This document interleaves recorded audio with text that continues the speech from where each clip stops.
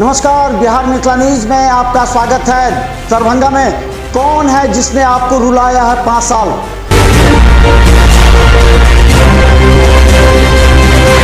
कौन है जिसने आपको अपने हाल पर छोड़ा? बुरे वक्त में भी आपका साथ नहीं दिया। उखाड़ फेंकिए ऐसे पार्षद और मेयर को।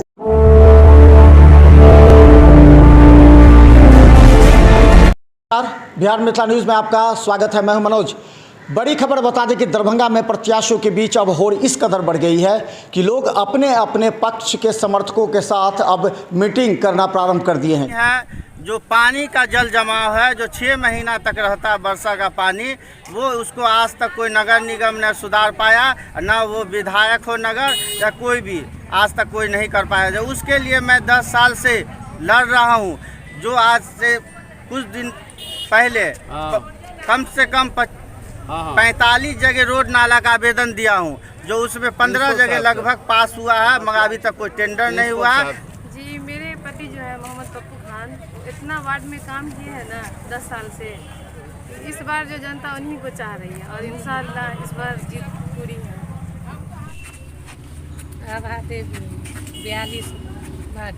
आप जीतेंगे तो क्या करेंगे वार्ड के लिए? जो होता है सब करेंगे। हाँ भाई जी, हम करेंगे। जीतने के बाद वार्ड का जो काम होगा वो करेंगे। जो भी विकास का काम होगा वार्ड का सब करेंगे। क्या नाम हुआ? आभा देवी। इस वार्ड से 42 वार्ड। कोमल झा, हम वार्ड नंबर 45 से आते हैं और अभी निवर्तमान पार्षद भी हैं और 45 से नामांकन आज किए। सबसे पहले तो सभी पत्रकार बंधु को नमस्कार प्रणाम करते हैं। हम वार्ड नंबर 24 से आज हम नामांकन किए। नामांकन जनता के मजबूरी के लिए हम किए हैं। वार्ड नंबर 24 का जो समस्या है, विगत कई वर्ष से काम नहीं हुआ है। जनता वहाँ काम के लिए तरस रहा है। कोई वार्ड में कोई विकास नहीं हुआ है। इसी सब मुद्दा को लेकर के जनता हमको दोनों तरफ से, हिंदू भाई या मुसलमान भाई, दोनों तरफ से हम दुआ आशीर्वाद हमको पिछले बार किए हैं, इस बार भी करेंगे। इसीलिए हमारे जनता हमारे साथ है और हम विकास का काम करेंगे। क्या नाम हुआ? पंडित वेद व्यास, निवर्तमान पार्षद वार्ड नंबर 4। विकास करेंगे और लोगों की जो भी समस्या है उसको हम पुरजोर प्रयास करके उसका निदान करेंगे। मेरा ये प्राथमिकता रहेगा, वार्ड का विकास। जनता देखिए, हम तो नगर निगम के राजनीति में बहुत पुराने हैं। मेरे सबसे पहली प्राथमिकता रहेगी वार्ड के मतदाताओं को खुश रखना, सभी से प्रेम रखना, सभी के साथ सम्मान करना और जात पात से उठकर सभी के लिए काम करना, यही हमारी प्राथमिकता है। वार्ड नंबर 6 से जो आपके सामने आया है, तो जात पे न पात पे, वोट दो विकास पे, खाओ पियो नोच के।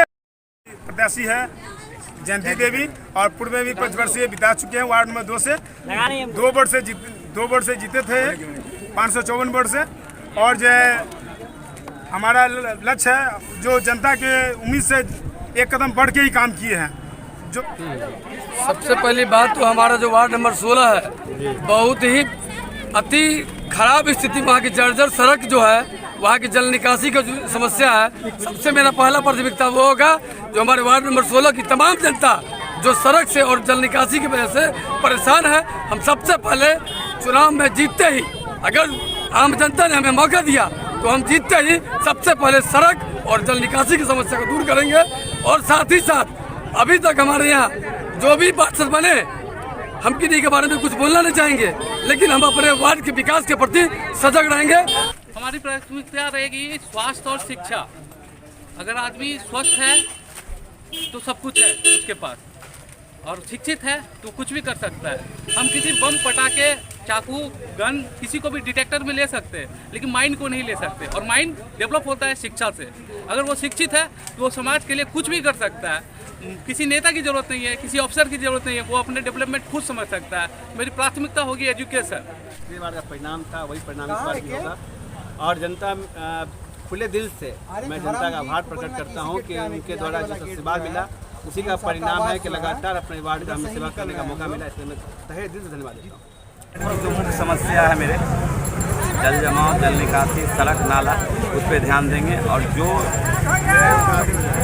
लोगों की मेन अपेक्षाएँ होती है पार्षद से, प्रतिनिधि से, कि उनके क्षेत्र का विकास और साथ में जो जन कल्याणी योजनाएं आती हैं उनको मिलनी चाहिए। लोग आपको क्यों वोट देना चाहेंगे? आपका राजनीतिक कैरियर क्या है? क्या किया है समाज के लिए आपने? समाज के लिए हमेशा हमने आवाज़ उठाया है। आप जाके देख सकते हैं वार्ड 25 की मुख्य सड़क में सबसे बड़ा योगदान हमारा है, जो आज वो सड़क है। और आगे भी हमने 3 सड़क का टेंडर करवाया है, सिर्फ दबाव करके। मेरी चौथी बार है, 2007 से मैं कंटिन्यू हूँ। क्या काम छूट गया है? क्या काम छूट गया? देखिए, वार्ड में तो बहुत सारी समस्याएं हैं। 15 साल में तो बहुत सारा समस्या ख़त्म हुआ और आया भी, तो समस्या तो आती जाती रहती है। लेकिन जो मेरा थोड़ा बहुत छूटा हुआ काम है उसे मैं करूँगी, जनता के बीच रहूँगी। जनता का स्नेह प्यार जनता से मेरा हमेशा। क्या काम छूट गया जिस बात करेंगे? का भी टेंडर हो चुका है, अचार संहिता का हाथ नहीं लग पाया है। वो इलेक्शन खत्म होगी उसका हाथ लग जाएगा। बाकी काम मेरे वार्ड का विकास करना, और हमने अपने फर्स्ट टर्म में 5 साल में अच्छे से विकास किया है, ईमानदारी पूर्वक। जो भी हो, कोई भी कारणवश अगर कोई भी समस्या छूट गया है तो हम जनता से माफ़ी चाहते हैं। सबको माफ़ करते हुए हमें फिर से आखिर जनता आपको वोट क्यों देना चाहेगी? जनता ही हमें लाई है अपने उम्मीद पे कि आप एक पढ़ी लिखी शिक्षित महिला है। इसीलिए जनता चाहती है कि हमारे वार्ड के लिए आप एक सक्षम नेता है, आप मेरे वार्ड में आइए। जनता जिस भरोसे से लाई है, हम हमेशा कोशिश करेंगे कि जनता के समस्या का विचार विमर्श करते हुए इनके समस्या का समाधान किया जाए। 3-4 महीना हमको समय कम मिला, इसलिए विकास का कम काम अब मेरा अधूरा है। विकास का काम हम इसके लिए हम पूरा करेंगे। और हम 23 तारीख को नॉमिनेशन कर रहे हैं मेयर के लिए। अभी विचार विमर्श चल रहा है। आज किस चीज़ के लिए? आज हम पार्षद के लिए कर रहे हैं। क्या किसी पार्टी से आ रहे हैं? नहीं, किसी पार्टी से अभी नहीं है। पार्षद में किसी पार्टी का आती नहीं है। फिर मेयर के लिए क्यों नहीं लड़ाई लड़ी आप? लड़ेंगे, कह रहे हैं ना 23 तारीख को। और वार्ड में क्या सब समस्या बच गया है?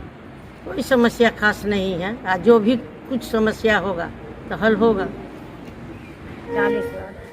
क्या सब समस्या है वार्ड में? वार्ड में तो समस्या रहता ही है, बहुत रहता है। गरीबों को बस्ती है तो रहबे करेगा समस्या। जी साहब भाई, क्या कहना चाहिए? विकास का दरिया बहाए हुए थे, सारा चीज़ किए, वृद्धा पेंशन कार्ड, रिलीफ बांटे और पूरे वार्ड का रोड ढलाई कर। उसके बाद जब से हम हारे, आज तक कोई विकास का कार्य हुआ नहीं। ऐसे परिस्थिति में जनता ने कहा कि भाई आप खड़ा होइए, चूँकि आप ही का ही है। जनता के आदेश पर हम किए हैं। अब जनता के अदालत में फैसला जो है। मैंने नामांकन दर्ज कराया है 2 सेट में।